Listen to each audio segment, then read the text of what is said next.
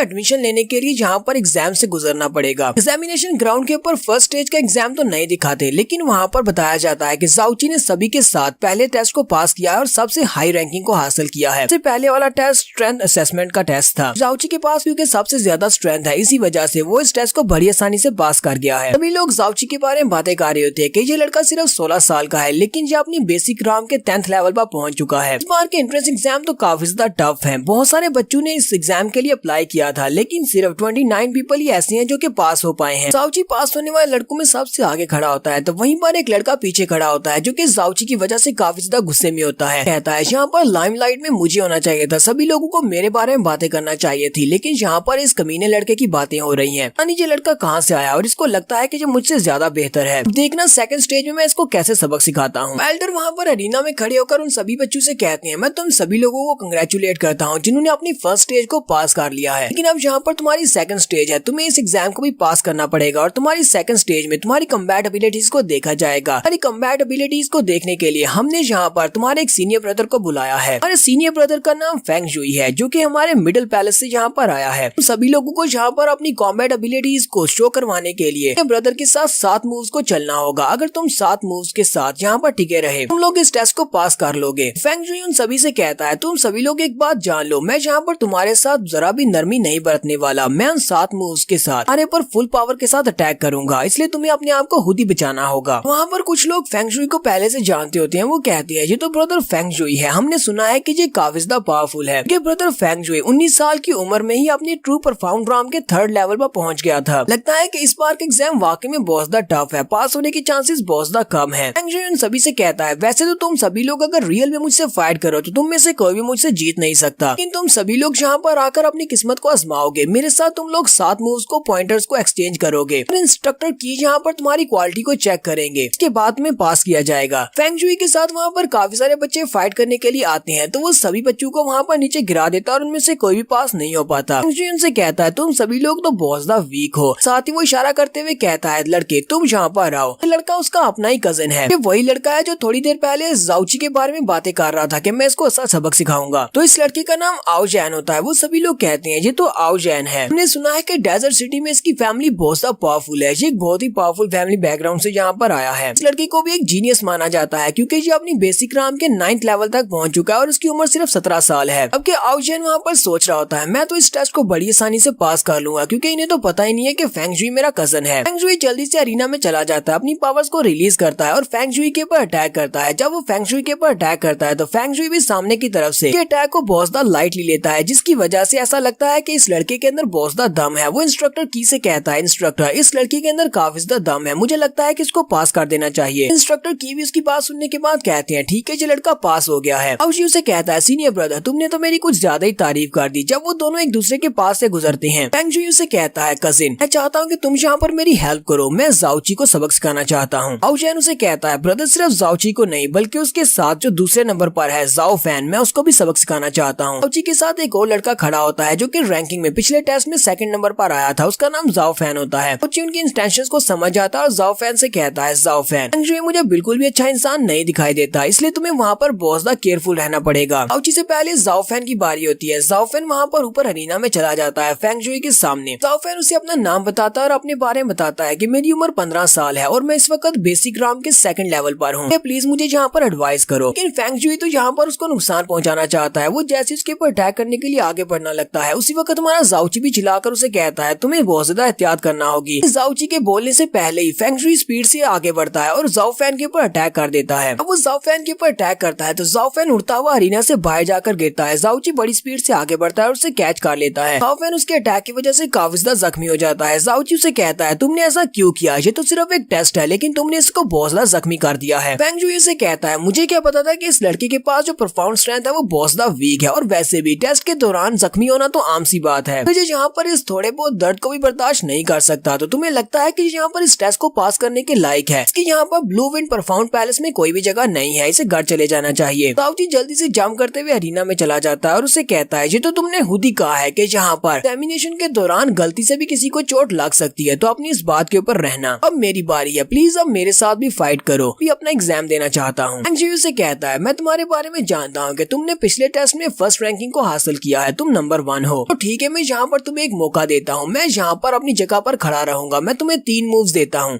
3 moves में तुम मेरे ऊपर अटैक कर सकते हो, लेकिन मैं तुम्हारे ऊपर अटैक नहीं करूंगा। अगर इन तीनों मूव्स में तुम मेरे ऊपर अटैक नहीं कर पाए, नहीं हरा पाए, तो फिर तुम्हें खुद ही यहाँ से जाना पड़ेगा। दोबारा यहाँ पर अपनी शक्ल मत दिखाना। और अगर इन तीनों मूव्स के दौरान तुम मुझे जख्मी कर देते हो, तो आज के बाद जब भी तुम मुझे दिखाई दोगे, मैं तुम्हें सलाम करके गुजरा करूंगा। यहाँ पर जो लोग होते हैं वो सभी लोग इसकी चाल को पहले समझते होते हैं। वो जाओची से चिल्लाकर कहते हैं, फेंग जुई यहाँ पर मैं 3 अटैक्स करने के लिए कह रहा है, लेकिन तुम इसके ऊपर अटैक नहीं कर पाओगे, क्योंकि ये यहाँ पर अपनी फैमिली के डिफेंसिव प्रोफाउंड आर्ट को यूज करने वाला है। इसके डिफेंसेस काफी ज्यादा पावरफुल है। तुम चाहकर भी इसको नुकसान नहीं पहुंचा पाओगे, इसलिए तुम्हें इसके ट्रैप में फंसने की जरूरत नहीं है। वहीं पर पीछे एक लड़का खड़ा होता है जो कि एल्डर सीकोंग का बेटा होता है। उसका नाम सीकोंग डू होता है। वो जाओची से कहता है, तुम यहाँ पर अपनी फुल स्ट्रेंथ को भी यूज कर लो, तभी तुम इसके डिफेंसिव बैरियर को नहीं तोड़ पाओगे। अगर यहाँ पर तुम दोनों का कल्टीवेशन लेवल भी सेम होता, तब भी तुम इसके बैरियर को नहीं तोड़ पाते। जाओची ब्रदर सीकोंग से कहता है, तुम्हारा बहुत बहुत शुक्रिया मेरी हेल्प करने के लिए। और साथ ही वो सोच रहा होता है, मुझे लगता है कि ये एल्डर सीकोंग का बेटा है। जाओची ब्रदर सीकोंग से कहता है, अब जबकि यहाँ पर ये डील हो चुकी है, तो फेंग जुई ने ये बात कर दी है कि वो मुझे 3 अटैक्स का मौका देने वाला है, तो फिर मैं पीछे कैसे हट सकता हूँ, वरना मेरा नाम खराब हो जाएगा। सभी लोग मेरे बारे में क्या सोचेंगे। ठीक है, मैं यहाँ पर इसके चैलेंज को एक्सेप्ट कर लेता हूँ। सभी लोग बातें कर रहे होते हैं, लगता है कि ये लड़का पागल हो गया है। क्या वाकई में इसको लगता है कि ये यहाँ पर ब्रदर फेंग जुई का मुकाबला कर सकता है? ये बात ठीक है कि ये अपनी परफॉर्म राउंड के 10th लेवल पर है, फिर भी ये वहाँ पर फेंग जुई का मुकाबला तो बिल्कुल भी नहीं कर सकता। फेंग जुई भी अपने अंदर काफी ज्यादा कॉन्फिडेंट होता है। वो हमारे जाओची से कहता है, अगर तुम्हें यहाँ पर प्रिपेयर करने के लिए थोड़ा टाइम चाहिए, तो तुम थोड़ी देर बाद भी अटैक कर सकते हो। मेरे पास बहुत वक्त है, मैं तुम्हारा इंतजार करता हूँ। इस बात से कौन सा फर्क पड़ने वाला है? जाओची से कहता है, ये तो वक्त बताएगा कि हम दोनों में से कौन यहाँ पर मरने वाला है और कौन जिएगा। हमारा जाओची उसके सामने खड़ा होता है। वो उसे कहता है, तुम्हें अपना फर्स्ट मूव चलने वाला। वो वहीं पर अपनी इवल सोल गेट को ओपन करता है और बड़ी स्पीड से गायब हो जाता है। वो गायब होकर उसके पीछे चला जाता है। फेंग जुई भी काफी हैरान होता है और कहता है, वो कहाँ पर चला गया। उसी वक्त जाओची पीछे वाली साइड से बड़ी स्पीड से आगे बढ़ता है और उसे पंच मारता है। फेंग जुई भी जल्दी से अपने सामने अपने पहले बैरियर को क्रिएट करता है, तो उसका बैरियर काफी ज्यादा स्ट्रॉन्ग होता है। हमारे जाओची का पंच भी काफी स्ट्रॉन्ग होता है। वो उसके बैरियर की फर्स्ट लेयर को तोड़ देता है। फेंग जुई काफी ज्यादा घबरा जाता है और कहता है, ऐसा कैसे हो सकता है? तुमने मेरे बैरियर को कैसे तोड़ दिया? लगता है कि मैंने तुम्हें कुछ ज्यादा ही अंडर एस्टिमेट कर दिया, लेकिन तुम यहाँ पर मेरे फुल बैरियर को नहीं तोड़ पाओगे। मैं सिर्फ एक बैरियर नहीं, बल्कि इस बैरियर की 3 लेयर्स क्रिएट कर सकता हूँ। तुम तीनों लेयर्स को तो नहीं तोड़ सकते। जाओची से कहता है, क्या वाकई में तुम्हें ऐसा लगता है? जाओची अपने हाथ को पीछे की तरफ हटाता है, अपनी फीनिक्स की फायर को एक्टिवेट करता है और उसे कहता है, तुम्हें ऐसा लगता है? चलो ठीक है, अब मेरे सेकंड मूव के लिए रेडी हो जाओ। जाओची अपने हाथ में अपनी सारी स्ट्रेंथ को इकट्ठा कर लेता है। फेंग जुई भी जल्दी से अपने सामने 3 लेयर वाला बैरियर क्रिएट करता है। काफी ज्यादा घबराया हुआ होता है कि कहीं ये अपनी फुल स्ट्रेंथ को यूज तो नहीं करने वाला, क्या ये वाकई में मेरे बैरियर को तोड़ ना दे। जाओची उसके बैरियर के ऊपर जब पंच मारता है, वहाँ पर जबरदस्त फायर निकलती है। हालांकि जाओची उसके बैरियर को नहीं तोड़ पाता, लेकिन फेंग जुई के मुंह से भी खून निकलना शुरू हो जाता है। भाई ये लड़का कहाँ से आया है? इसकी स्ट्रेंथ तो एक मॉन्स्टर जैसी है। फाइनली हमारा जाओची उसके तीनों लेयर वाले बैरियर को भी तोड़ देता है और उसका पंच सीधा उसके मुंह के ऊपर लगता है और फेंग जुई पीछे उड़ता हुआ जाकर काफी दूर गिरता है। जाओची उसे कहता है, ये तो इतना भी बुरा नहीं है, तुम्हारा चेहरा तो काफी ज्यादा थिक है, पंच से भी तुम्हारे चेहरे की हड्डियां नहीं टूटी। फेंग जुई के पीछे गिरने के बाद जाओची उसे कहता है, तो अब मेरे तीसरे मूव की बारी है, चलो जल्दी से रेडी हो जाओ, ये मेरा आखिरी मूव होने वाला है। हमारा जाओची जल्दी से ऊपर की तरफ जंप करता है, अपनी फायर पावर को रिलीज करता है और उसे कहता है, तुझे फाइनल मूव होने वाला है और तुम्हें पता है कि फाइनल मूव में क्या होता है? फेंग जुई कहता है, ये तो बहुत ही बुरा है, अब मुझे यहाँ पर अपनी फैमिली की फॉरबिडन आर्ट को यूज करना पड़ेगा, वरना मैं इसके अटैक को ब्लॉक नहीं कर पाऊंगा। फेंग जुई वहाँ पर अपनी फैमिली की फॉरबिडन आर्ट, जिसका नाम प्रोफाउंड ब्लड बैरियर होता है, उसको एक्टिवेट करता है। यहाँ पर अपने सामने एक ब्लड को यूज करते हुए बैरियर क्रिएट करता है। वो काफी ज्यादा खुश होता है। वो कहता है, मैंने यहाँ पर अपनी आधी लाइफ फोर्स को यूज करते हुए एक ब्लड बैरियर क्रिएट किया है। इस बैरियर को तुम नहीं तोड़ सकते, क्योंकि ये बहुत ज्यादा स्ट्रॉन्ग बैरियर है। जबकि हमारा जाओची हंसता हुआ नीचे की तरफ आ रहा होता है और उसे कहता है, क्या वाकई में तुम्हें लगता है कि मैं तुम्हारे बैरियर को नहीं तोड़ सकता? जाओची उसके बैरियर के ऊपर पंच मारता है और वहाँ पर जबरदस्त फायर निकलती है और वो फायर वाकई में बहुत ज्यादा जबरदस्त होती है। वहाँ पर आसपास जितने भी लोग एग्जाम देखने के लिए खड़े होते हैं, वो सभी लोग बहुत ज्यादा हैरान होते हैं। जबकि सीकोंग भी सोच रहा होता है, सुनची तो बहुत ज्यादा स्ट्रॉन्ग है और इसकी स्ट्रेंथ तो से भी ज्यादा है। हमारा जाओची उसके ऊपर पंच मारने के बाद अपनी फायर के अंदर से आराम के साथ चलता हुआ बाहर की तरफ निकल रहा होता है। बाहर आने के बाद उन सभी लोगों से कहता है, तुम सभी लोग इस बात के गवाह हो, जुई ने यहाँ पर मुझसे कहा था कि वो मुझे 3 मूव्स देगा और मैंने सिर्फ यहाँ पर 3 मूव्स ही चले हैं। क्योंकि फेंग जुई यहाँ पर ग्राउंड के ऊपर गिर चुका है, तो इसका मतलब इस फाइट को मैंने जीत लिया है। इंस्ट्रक्टर किन भी शायद उन्हीं लोगों की साइड पर है। वो फेंग जुई को जख्मी होने के बाद जाओची से कहते हैं, हाँ तुमने इस एग्जाम को तो पास कर लिया है, लेकिन मुझे लगता है कि तुम हमारे ब्लू विंड प्रोफाउंड पैलेस को ज्वाइन करने के लायक नहीं हो, अपने साथी को जख्मी नहीं करना चाहिए था। जाओची से कहता है, लेकिन तुम्हारे डिसाइपल ने तो जहाँ पर कहा था कि जहाँ पर एग्जाम के दौरान एक दूसरे के ऊपर अटैक करने के दौरान एक दूसरे को जख्मी भी किया जा सकता है और हम लोग जख्मी हो सकते हैं। जब फेंग जुई ने जहाँ पर जाओ फेंग के लिए ये बात कही थी तब तो तुमने जहाँ पर कुछ भी नहीं कहा, जब मेरी बारी आई तो तुम जहाँ पर बात कर रहे हो। और ऊपर से मेरी परफॉर्म स्ट्रेंथ और मेरी कल्टीवेशन लेवल फेंग जुई से बहुत ज्यादा कम है, तो जहाँ पर मेरे ऊपर ब्लेम नहीं आ सकता कि मैंने इसको जख्मी किया है। और यहीं पर हम लोग अपनी एपिसोड 50 का एंड करेंगे। एपिसोड की एक्सप्लेनेशन अच्छी लगी